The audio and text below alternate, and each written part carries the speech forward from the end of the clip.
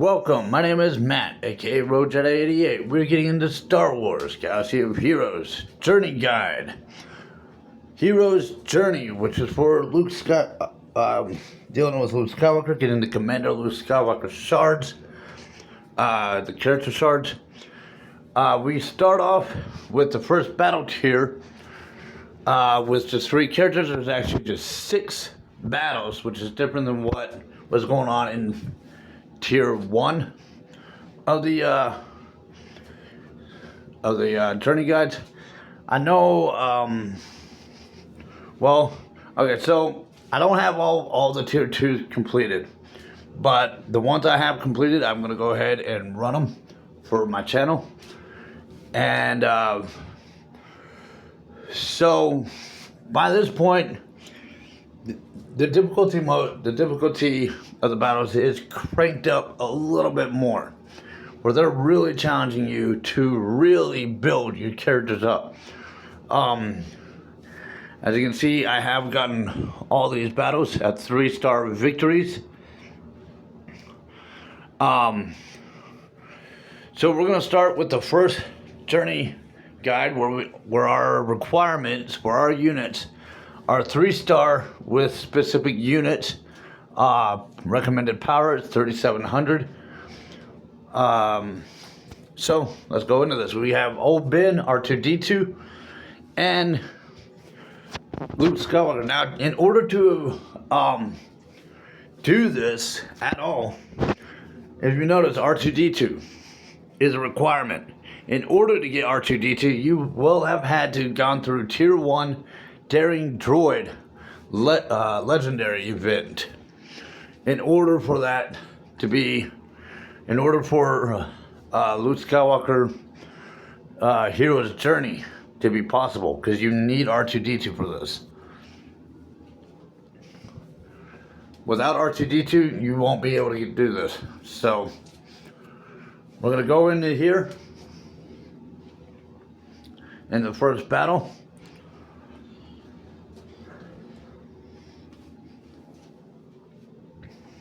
Now, it's going to run quickly for me, just because of how far ahead I am with my character power-ups. So, Luke Skywalker, Sand People. The Sand People are easily started, but they'll soon be back and in greater numbers. A little quote, 2 little quotes from Star Wars A New Hope.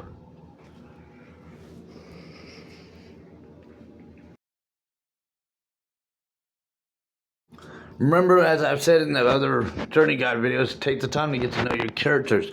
Learn what it is, what they offer for them, or provide for themselves, as well as for their what they contribute to their squad.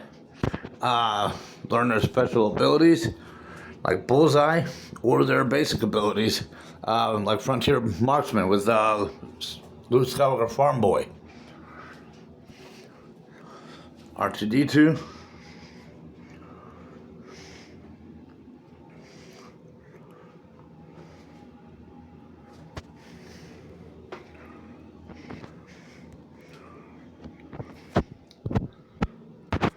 So I'm going to go with this. He helps kind of mask these guys. Old Ben. Now, if you're going to use Old Ben's taunting ability, which is his special ability, if I can get it to highlight.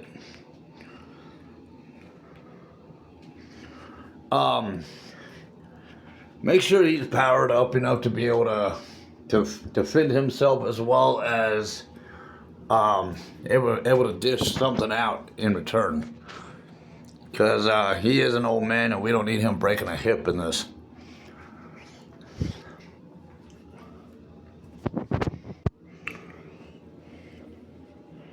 Because when you have a character who taunts, he's drawing the attention away from everyone else, solely on him. Preferably, I prefer taunters who can also dish something out, because just saying, hey, come and get me, and then they don't do nothing to fight back. I mean, you just open yourself up to be a punching bag. I mean, I prefer taunters who can also fight back, personally.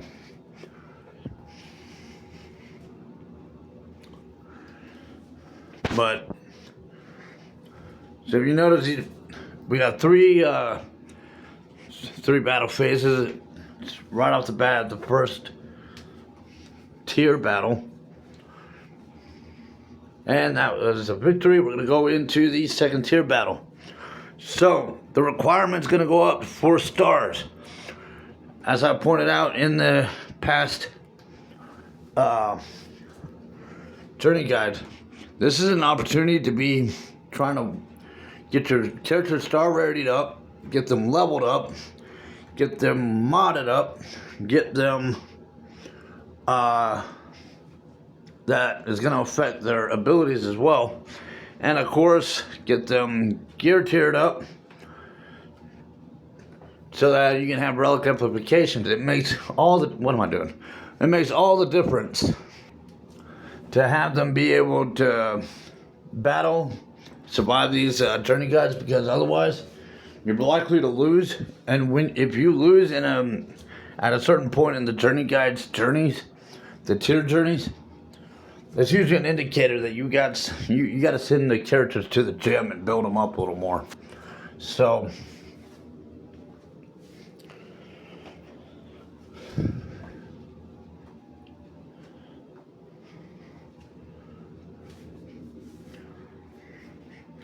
Han Solo, hey kid, hold these guys up while we prep the Falcon. Stop that ship. They forgot blast them. Alright. Stop that ship. Blast them. This would once again be a new hope when they're trying to escape Tatooine to get to Alderaan. I need to be careful about giving too much spoilers away for those who haven't read the books or seen the movie. But that's basically the journey we're following. The A New Hope journey. Old Ben and Luke Skywalker are trying to escape Tatooine right here. So we're going to go into tier 3 of the battle, with the requirements for 5 stars. 5-star rarities on your characters. And this time we're going in with just Luke Skywalker Farm Boy and Stormtrooper Han Solo.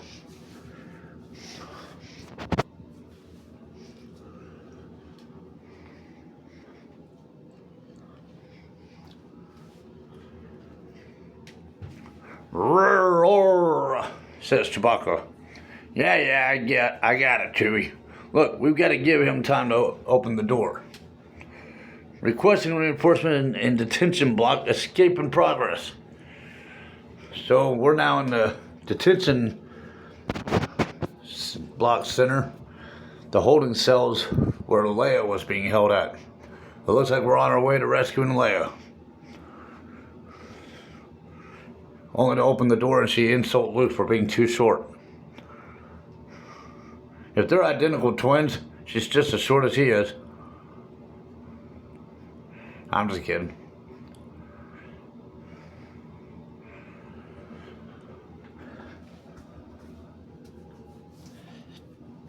Considering one's a boy, one's a girl, obviously they're not identical. Because there's nothing identical about that. Just saying.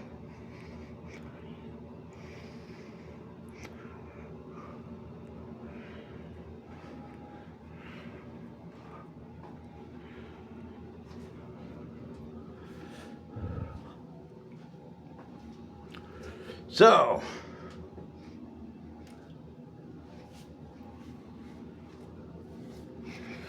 Tier 4 battle requirements. 6-star requirements. We're going in as Luke Skywalker Farm Boy and Princess Leia.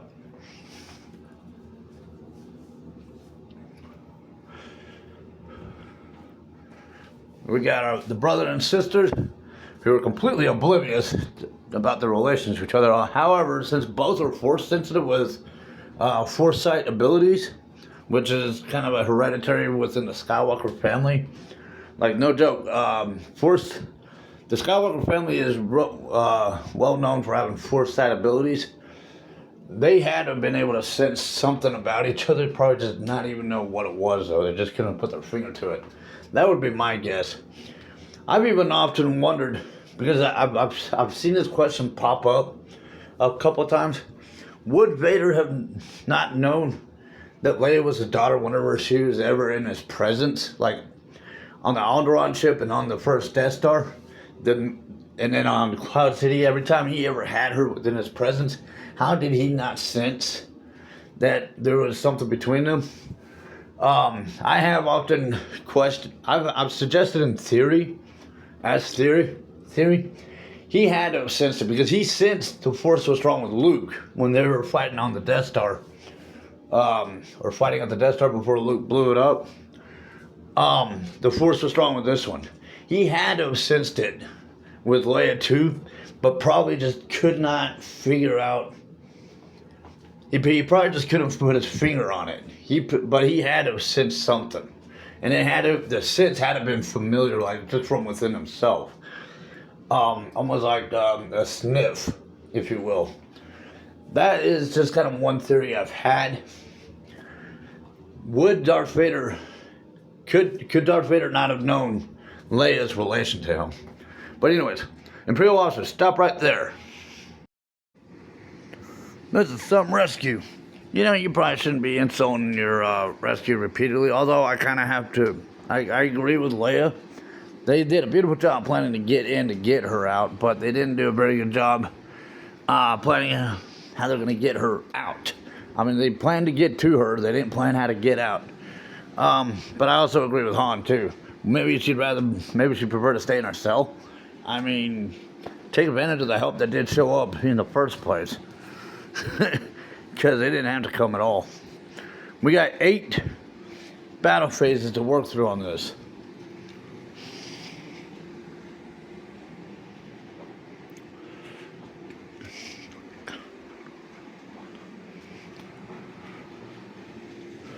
Just pick them off. And as I've mentioned before, there is a little bit of a test player's approach to these battles that can be seen if you have that eye. If you don't, like for example, I would say in this case go after the magma trooper and then the scout trooper. And it is really weird seeing the scout trooper here. They are designed for rainforest terrains like the Forestmen of Endor that we saw in Return of the Jedi. If you follow my character mods playlist on my YouTube channel, I do point out the purpose of the various different types of armament of the troopers that we see. Yeah, they come in different designs, but they come with a purpose. In this case, I would take out the Stormtrooper Commander because he has healer abilities. I would treat him as if he was a queen piece of a chessboard. I don't want him running around. Now we have a Snowtrooper. EA Games completely missed putting in Sand Troopers. Those were the guys that we saw on Tatooine in The New Hope. In this case, Stormtrooper Commander as if he was a queen. I want to go over to the Recon Stormtrooper as if he was, say, the Bishop piece, but I was being taunted. So, kind of had to reprioritize that direction, but got them all down nonetheless. Now this next battle is a little peculiar. We do need Old Ben at 7-star rarity. You can relic amplify him up all you want, but this battle is designed with one purpose. It is a little unusual. And if you think about it in the story, Star Wars A New Hope, what happens at this point for Old Ben? You have to think in terms of this. You should not have come here, Obi-Wan. There is no escape. And no, I'm not James Earl Jones. So you can try to use defense to defend yourself. You can try to do the mind trick on Darth Vader to take away his special abilities. Taunting him, obviously, there's no point. You're the only character to fight.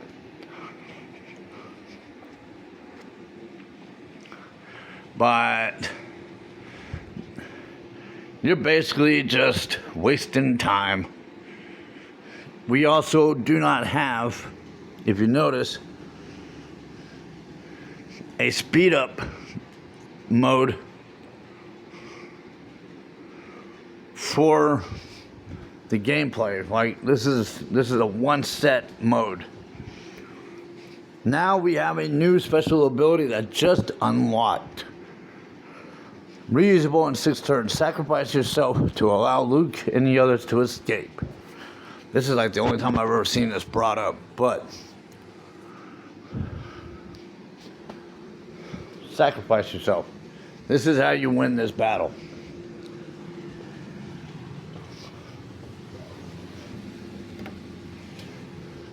Become one with the Force. Victory. And now we have one more battle left. One more tier.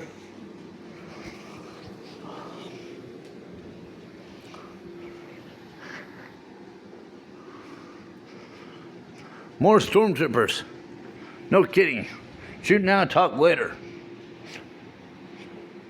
So, well, I got taunted, so I got to deal with him first. And I got taunted again. I wanted to go for that Imperial officer first. As if he was like, say, the rook, so to speak. And go after the recon stormtrooper as if he was the bishop of the chessboard piece, or chessboard game. Alright, I got a scout trooper and 2 stormtrooper recons. I'm going to go after the bishops. This scout trooper only does so much. He's probably, if anything, those recons are probably more of the rooks, and then this guy's more like the bishop or the knight.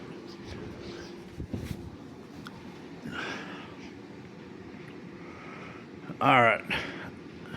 Now I got 2 taunters keeping me away from the stormtrooper commander. And like I said, I look at the stormtrooper commander as if he was the queen piece, because he has healing abilities. What is the point of picking off the other characters if their healer is gonna stay alive and heal them, or even worse, if they have the ability to revive the dead? It's just going to prolong your battle longer and risk you taking more hits from them with that type of healer still in play.